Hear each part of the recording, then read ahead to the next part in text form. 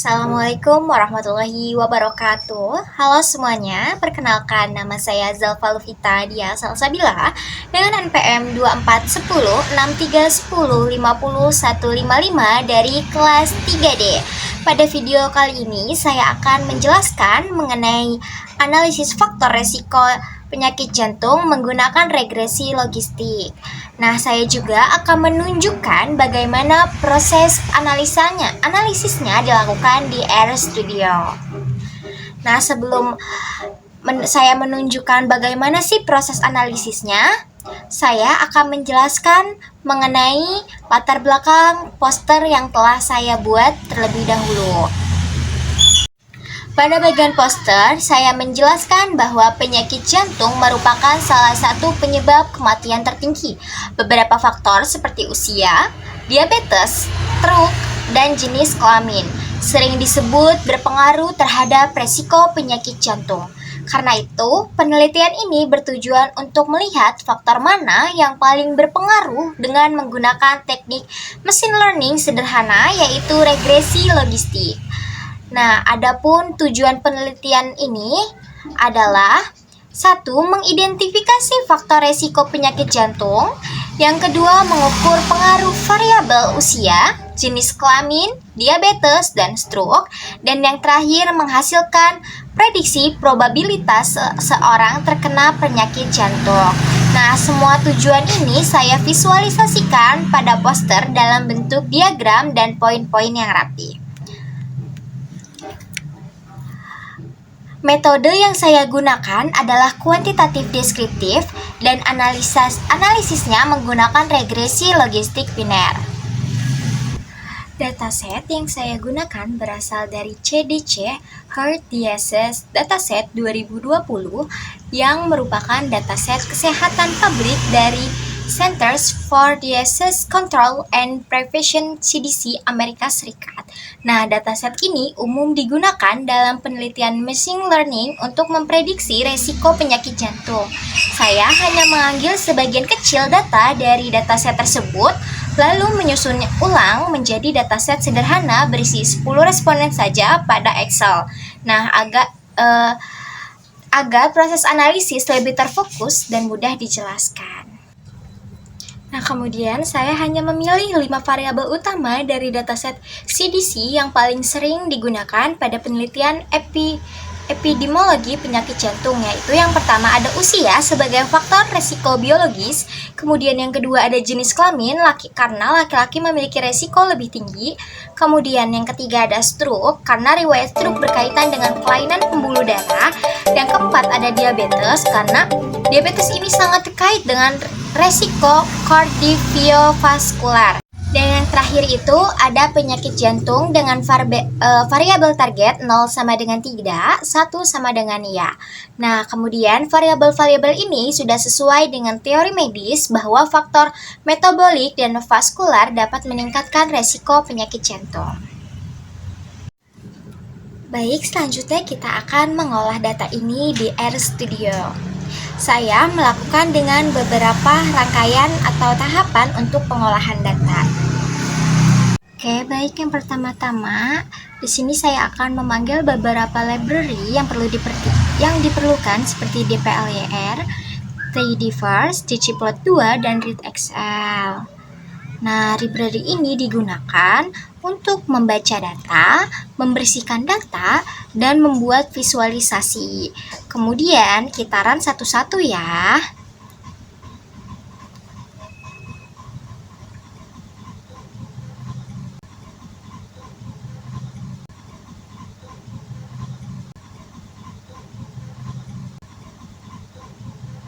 Kemudian saya mengimport dataset. Nah, dataset ini kita bisa import, kita klik import database, kemudian pilih from Excel, dan di sini kita klik browse. Kita cari kita ingin menggunakan file apa, kemudian kita tunggu sampai datanya muncul. Nah, ketika data sudah muncul, Di sini kita bisa copy yang setelah library redxl. Kita copy. Kemudian kita import. Setelah diimport akan muncul data seperti ini.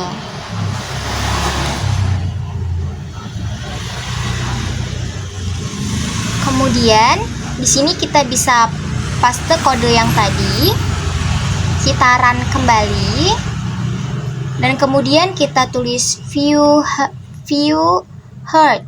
Nah, ini digunakan untuk melihat isi data dalam bentuk tabel. Kemudian kita run. Nah, akan muncul seperti ini.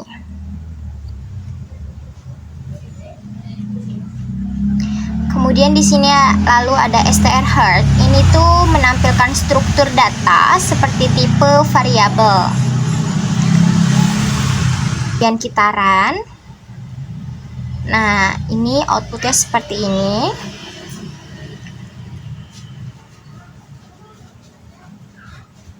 Dan yang terakhir itu ada summary dalam kurung heard. Itu memberi gambaran statistik awal dari setiap kolom, kemudian kita run.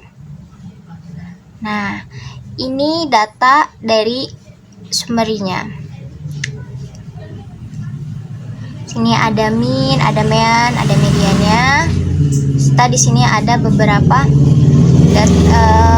median, mean, dan modus dari beberapa kolom.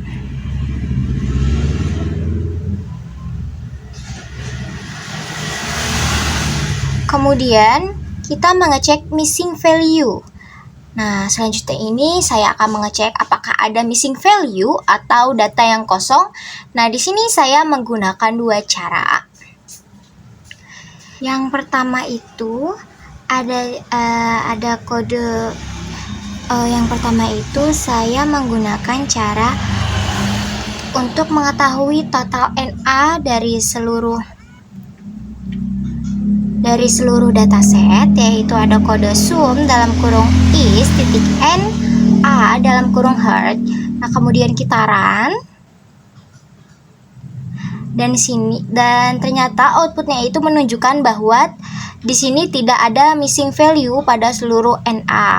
Nah, kemudian cara yang kedua itu ada untuk mengetahui apakah ada missing value dalam per kolomnya. Itu ada kode call sum dalam kurung is titik NA dalam kurung heard.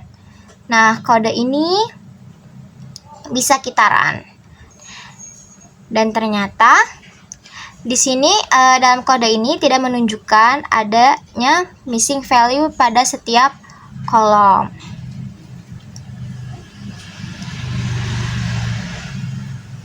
Selanjutnya itu jadi dari output ini terlihat bahwa data ini tidak memiliki missing value sehingga bisa langsung dianalisis. Yang kemudian itu ada statistik deskriptif. Saya melihat distribusi untuk variabel penyakit jantung, stroke, diabetes, dan usia. Nah, di sini itu yang pertama saya cari dulu dari stroke. Di sini ada kode table dalam kurung heard ekstraktor penyakit jantung. Kemudian kita run terlebih dahulu, dan di sini menunjukkan angka bahwa yang tidak memiliki penyakit jantung itu ada 5 orang, dan yang memiliki penyakit jantung juga ada 5 orang. Kemudian kita lanjut, di sini ada table dalam kurung heard ekstraktor penyakit jantung, itu kita bisa langsung run, dan di sini menunjukkan hasil outputnya, yaitu yang tidak memiliki penyakit jantung itu ada 0,5, dan yang memiliki penyakit jantung pun sama, menghasilkan 0,5. Jadi kesimpulannya adalah penyakit jantung pada dataset ini relatif seimbang. Nah, kemudian itu ada distribusi untuk kita melihat statistik deskriptif dari stroke. Nah, itu sama kodenya seperti tadi, kita salin, hanya saja ini namanya kita ganti menjadi kata stroke. Kemudian kode ini kita run terlebih dahulu. Setelah di run, itu akan menghasilkan di sini bahwa diketahui yang tidak memiliki stroke itu ada sekitar 8 orang, dan yang memiliki stroke itu ada sekitar 2 orang. Kemudian selanjutnya itu ada prop table kita run kodenya, dan hasilnya ini menunjukkan yang tidak memiliki itu ada 0,8 dan yang memiliki itu ada 0,2. Kemudian kita mencari statistik derivatif dari diabetes menggunakan rumus yang sama. Di sini kalimatnya kita ganti jadi kata diabetes, kemudian kita run. Di sini menunjukkan 0. Yang tidak memiliki diabetes itu ada sekitar 7 orang, dan yang memiliki diabetes itu ada sekitar 3 orang. Kemudian Pro-table-nya itu menunjukkan yang memiliki penyakit diabetes itu ada 0,3, dan yang tidak memiliki penyakit diabetes itu ada 0,7. Maka kesimpulannya dari stroke ataupun diabetes itu mayoritas responden tidak memiliki stroke ataupun diabetes. Nah, kemudian di sini kita masuk untuk distribusi usia, itu kita menggunakan fungsi summary dalam kurung Herd ekstraktor usia. Nah, di sini bisa kita run.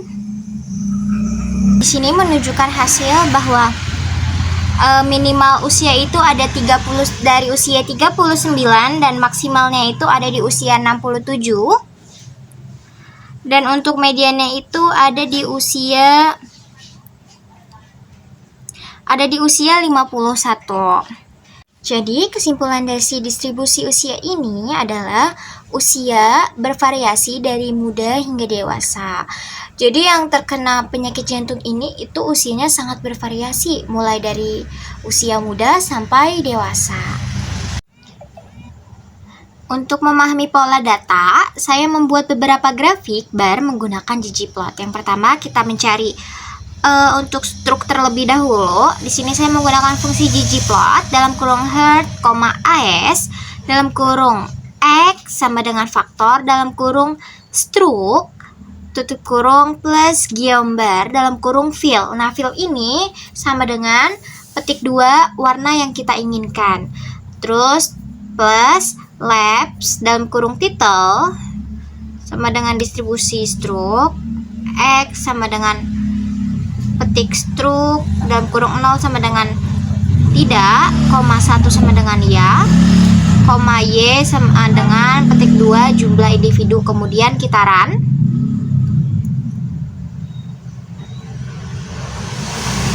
Nah, di sini muncul hasil 0 untuk yang tidak memiliki stroke.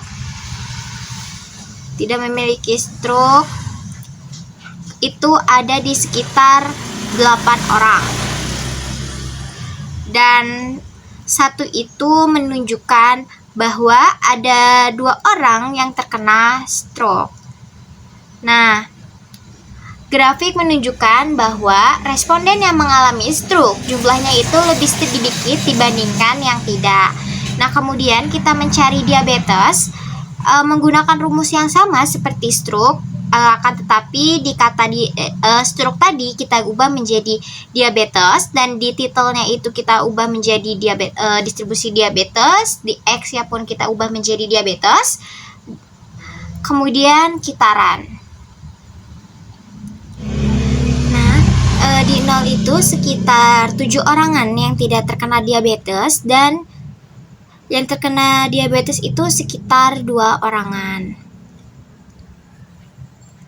Jadi ini sama seperti struk tadi, grafik menunjukkan bahwa responden yang mengalami diabetes jumlahnya lebih sedikit dibandingkan yang tidak. Dan yang terakhir, ini kita akan memvisualisasikan data penyakit jantung. Untuk fungsinya masih sama menggunakan ggplot. Seperti tadi, Akan tetapi untuk warnanya saya ubah menjadi light green.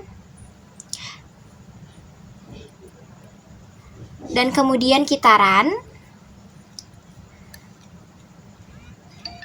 Di sini itu menghasilkan tabel di mana yang tidak terkena penyakit jantung itu ada sekitar 5 orang, dan yang terkena penyakit jantung itu ada sekitar 5 orang juga. Jadi data ini menunjukkan bahwa yang terkena penyakit jantung dan yang tidak terkena penyakit jantung itu relatif seimbang.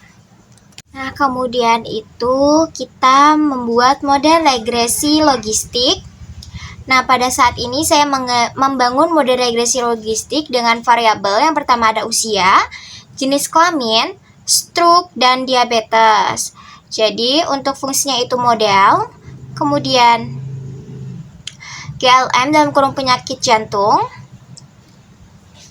kemudian usia plus jenis kelamin plus stroke plus diabetes, koma data sama dengan heart. Heart itu data yang tadi telah kita input di awal, koma family sama dengan binomial, tutup kurung. Ini kita run terlebih dahulu.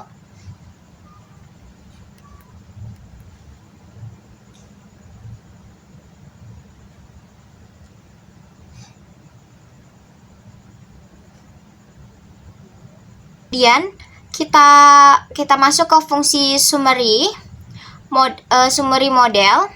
Di sini akan menampilkan hasil lengkap dari estimasi model. Di sini kita bisa lihat nilai koefisien, nilai Z serta nilai P value. Kemudian langkah selanjutnya itu kita membuat odds ratio dan confidence interval. Untuk rumus odds ratio itu ada X EXP dalam kurung coef dalam kurung model. Nah, ini bisa kita run. Kemudian di sini ada interpretasinya itu, misalkan odds ratio itu lebih besar daripada 1, itu artinya meningkatkan resiko penyakit jantung. Kalau odds ratio lebih kecil daripada 1, itu menurunkan resiko penyakit jantung, dan odds ratio sama dengan 1 itu tidak berpengaruh terhadap penyakit jantung. Karena odds ratio sama dengan 1 itu artinya tidak berpengaruh kepada penyakit jantung. Kemudian untuk diabetes pun sama seperti stroke, dan jenis kelamin pun sama. Oke, kemudian kita mencari confidence interval, itu juga dihitung untuk melihat rentang kepercayaan. Untuk fungsinya itu kita menggunakan EXP dalam kurung confidence tick default dalam kurung model. Nah, ini boleh kita run saja. Nah, ternyata output yang dihasilkan itu semuanya 0 dan INF. Nah, ini tuh berarti di sini model tidak bisa menemukan estimasi yang stabil. Oke, baik. Selanjutnya kita masuk lagi ke prediksi probabilitas. Di sini ada fungsi Herd. Kemudian extrop prop predik dalam kurung model, type sama dengan response. Nah, ini boleh kita run terlebih dahulu. Dan bawahnya ada Herd dalam kurung Herd dalam kurung prop. Nah, perintah ini membuat kolom baru berisi probabilitas setiap individu yang terkena penyakit jantung berdasarkan model. Nah, hasil probabilitas ini bisa menunjukkan apakah seseorang termasuk kategori resiko tinggi atau rendah. Kemudian, setelah kita hitung prediksi probabilitas ini, kita visualisasikan menggunakan fungsi ggplot. Untuk fungsinya sama seperti tadi, kita seperti memvisualisasikan data. Yang pertama, di sini ggplot Herd, AE dalam kurung X sama dengan prop plus geohistogram. Geohistogram beans sama dengan 30, fill. Di sini saya menggunakan warna orange. Kemudian plus labs, title sama dengan distribusi probabilitas penyakit jantung, X-nya sama dengan probabilitas prediksi, Y sama dengan frekuensi.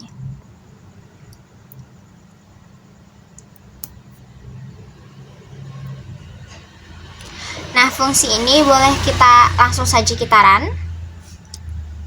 Di sini sudah terlihat ya, histogram ini menampilkan penyebaran probabilitas prediksi. Nah, hasilnya itu menunjukkan ada dua kelompok. Kelompok yang pertama itu probabilitasnya itu rendah atau mendekati 0. Dan yang kedua itu probabilitasnya tinggi atau mendekati 1. Artinya, model ini mampu memisahkan kelompok resiko dengan cukup jelas. Kemudian di sini ada report data.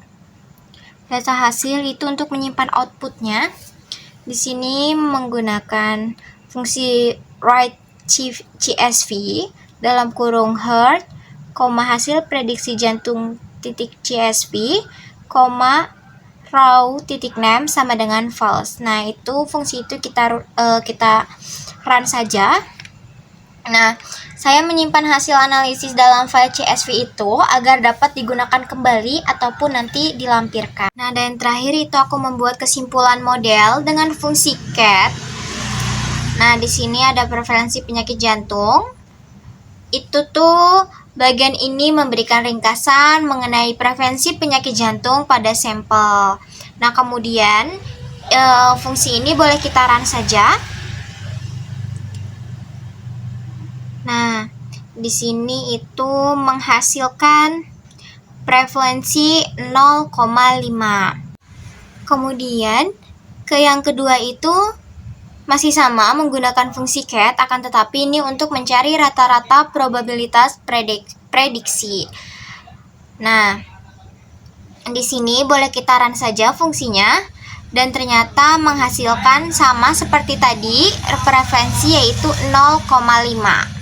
Nah, kemudian itu kita masih sama menggunakan fungsi cat, akan tetapi ini kita mencari resiko yang sangat resiko signifikan, yaitu P lebih dari kurang dari 0,5. Nah, di sini kita mencari variabel dengan P value kurang dari 0,5 itu dianggap signifikan. Dan di sini fungsi boleh kita run terlebih dahulu.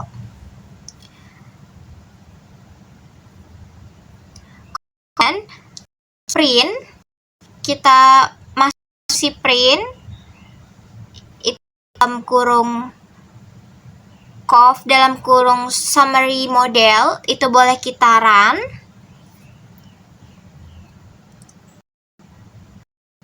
Nah, di sini kita mengetahui ada beberapa p-value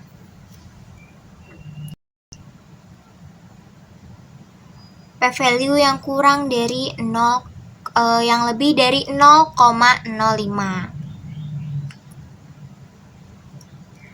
Kemudian yang terakhir itu ada fungsi summary model, extract coefficients, itu kita boleh rumusnya, fungsinya.